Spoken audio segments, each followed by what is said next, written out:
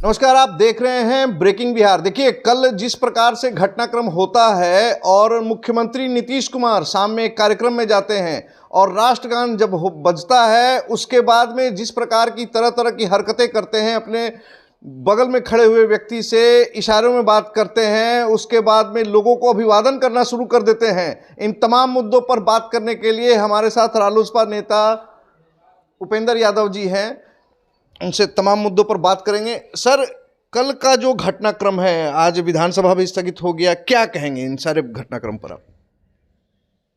देखिए, बहुत ही दुर्भाग्यपूर्ण घटना इसको कहा जाएगा। इसकी निंदा जितनी भी की जाए बहुत ही कम होगा, क्योंकि राष्ट्रगान का अपमान मतलब कि देश का अपमान हुआ है, राष्ट्र ध्वज का अपमान हुआ है। तो और ये पहला मामला नहीं है, आदरणीय मुख्यमंत्री जी के तरफ से पहला मामला नहीं है, कई एक बार इस तरह का मामला हो चुका है। अब मुख्यमंत्री जी को अपने आप खुद स्वेच्छा से, किसी के दबाव में नहीं, स्वेच्छा से इनको इस्तीफा दे देना चाहिए, एकदम कुर्सी को छोड़ देना चाहिए। बिहार को गर्त में ये मने ठेल देंगे और गर्त में चला जाएगा, बात समझ लीजिए।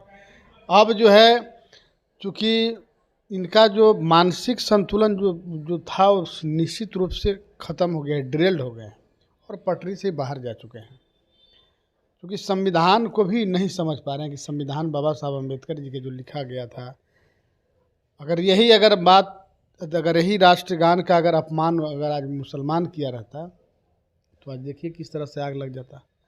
मतलब मुसलमान बोलता तो कहानी कुछ और हो जाता, नीतीश कुमार बोले तो कहानी कुछ और हो रहा है। इतने एनडीए के नेता रहते तो आज वो करते। तो नीतीश कुमार जी अपने आप में जो है चूँकि ख़त्म हो चुके हैं, अब चूँकि मानसिक संतुलन उनका काम नहीं कर रहा है और बिहार की जनता के साथ ये धोखा हो रहा है।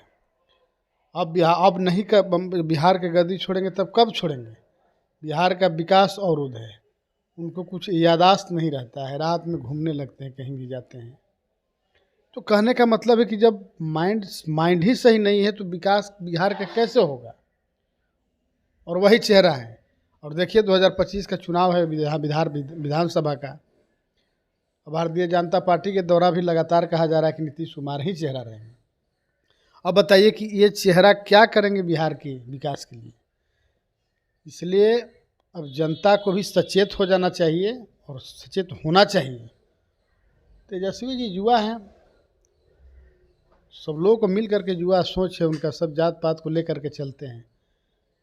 अब 2025 का विधानसभा चुनाव जो आने वाला है, देखिएगा जनता चूँकि बहुत त्रस्त हो गई है और हमको लगता है कि तेजस्वी जी को मुख्यमंत्री बिहार की जनता इस बार। अच्छा उपेंद्र जी, मैं आपसे एक और बात कहना चाहूँगा। कुछ दिन पहले भी विधानसभा में जिस प्रकार महिलाओं के बारे में अपमानजनक टिप्पणी करते हैं मुख्यमंत्री नीतीश कुमार, आजकल किसी का भी पाँव पकड़ना चालू कर देते हैं। एक बार राष्ट्रगान का अपमान का मामला और भी पहले भी आया था सामने में। तो क्या लग नहीं रहा है कि नीतीश कुमार एक ऐसी उम्र में पहुँच गए हैं जहाँ पर सब कुछ उनके लिए सहज नहीं हो पा रहा है, कई बार चीज़ों को समझ नहीं पा रहे हैं ठीक से? वो चूँकि ये कमरा मैंने पर्दा के पीछे नहीं है, देखिए फ्रंट में है, ये सारे लोग देख रहे हैं। कहीं कोई कार्यक्रम सार्वजनिक रूप से हो रहा है उसमें ऐसा हो रहा है।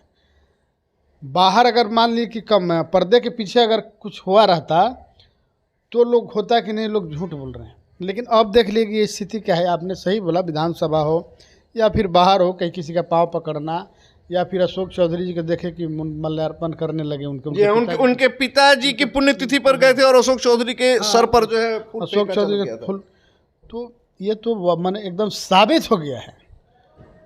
और अपने आप से इनको इस्तीफा दे देना चाहिए। अगर नहीं देते हैं तो एक नारा है कि सिंहासन खाली करो कि जनता आती है। अब 2025 में वही होगा। जनता चूँकि समझ चुकी है, जनता उग्र हो गई है और निश्चित रूप से 2025 में सत्ता की पलट हो जाएगी। देखिए, लगातार एनडीए गठबंधन दल के नेताओं के द्वारा कहा जा रहा है कि 2025 फिर से नीतीश 225, लेकिन नीतीश कुमार जिस प्रकार की हरकतें कर रहे हैं, लगातार विवादास्पद टिप्पणियां भी कर देते हैं और जिस प्रकार से कल उन्होंने एक निजी कार्यक्रम में राष्ट्रगान का अपमान किया है, देखिए विरोधी पक्ष इसे काफी बड़ा मुद्दा बना रहा है। इसी मुद्दे पर बात करने के लिए रालोसपा के हैं दलित सेना के प्रधान महासचिव हमारे साथ में हैं, उनसे हम बात करते करते हैं इन तमाम मुद्दों पर, इनकी क्या प्रतिक्रिया है, क्या कहेंगे इन तमाम मुद्दों पर आप? देखिए, ये तो बहुत घोर अपमान है। राष्ट्र के अपमान से बड़ा कोई अपमान नहीं होता है। और जिसमें हमारे बिहार के मुख्यमंत्री अभी मान लिया 12 करोड़ आबादी को प्रतिनिधित्व कर रहे हैं, हमारे मुख्यमंत्री हैं, तो देखा जाए इनका पीछे कार्यकाल ऐसा नहीं थे। लेकिन हमको जो लगता है मुख्यमंत्री जी को स्वेच्छा से बिहार की गद्दी किसी दूसरे को अपनी पार्टी का सौंप देना चाहिए, क्योंकि राष्ट्र का अपमान ये बिहार का लोग नहीं सहेगा। हमें जहां तक याद है कुछ दिन पहले विधानसभा में भी काफी अपमानजनक टिप्पणी की थी। मुख्यमंत्री लगातार ऐसी हरकतें करते आ रहे हैं, लेकिन रंजीत जी सवाल आप लोगों पर भी उठता है कि कल तक जब आप लोग एनडीए के घटक दल थे तब तक इन सारी चीजों पर आपकी टिप्पणियां नहीं आती थी। अब जब एनडीए से आपको भाव नहीं दिया जा रहा है तब आपको नीतीश कुमार में 50 जो है कमियां दिखाई दे रही हैं। ऐसा नहीं है।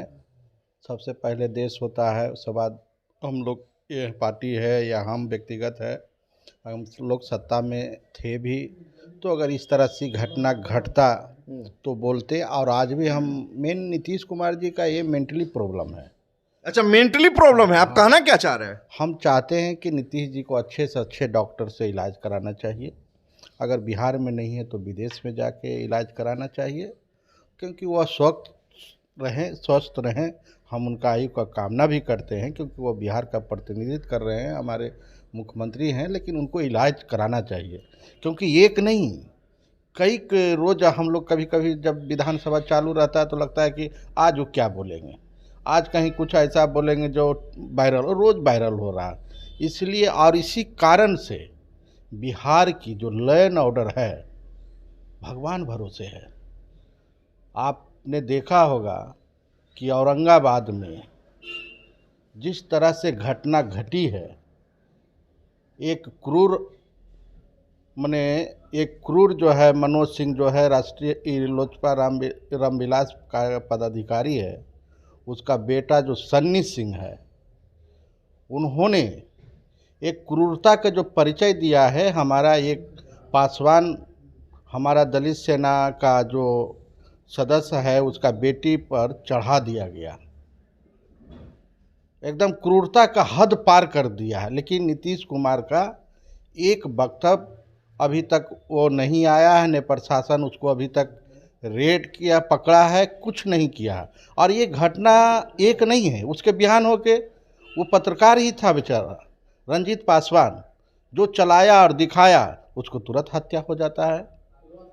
इसलिए हम दलित सेना का प्रधान महासचिव होने के नाते हम ये मुद्दा पूरे बिहार में एक आंदोलन के रूप में करने जा रहे हैं, क्योंकि अब पासवान समाज जो है और हमारा दलित सेना जो संगठन है ये अब नहीं सहेगा।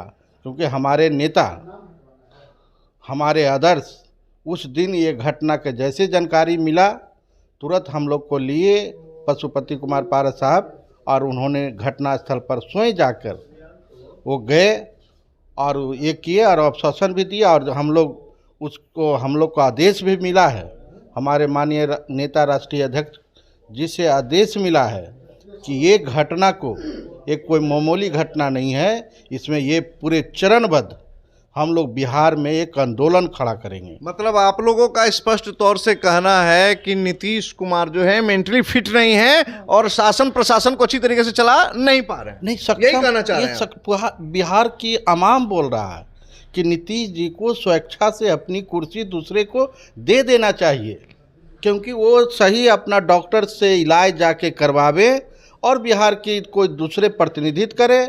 आने वाला चुनाव में फिर जनता जिसको चुनेगा वह बिहार पर राज करेगा। तो देखिए, जैसा कि रालोसपा नेताओं का लगातार कहना है कि नीतीश कुमार बिहार के मुख्यमंत्री शायद मेंटली या फिजिकली ठीक से फिट नहीं हैं और उनका इलाज समुचित ढंग से होना चाहिए, ताकि बिहार की करीबन 13 से 14 करोड़ की जनता जो है उसका प्रतिनिधित्व एक सही हाथों में हो सके। देखिए, तमाम जानकारियों पर आपकी क्या प्रतिक्रिया है कमेंट बॉक्स में जरूर दर्ज कराएं और लगातार बने रहें ब्रेकिंग बिहार के साथ।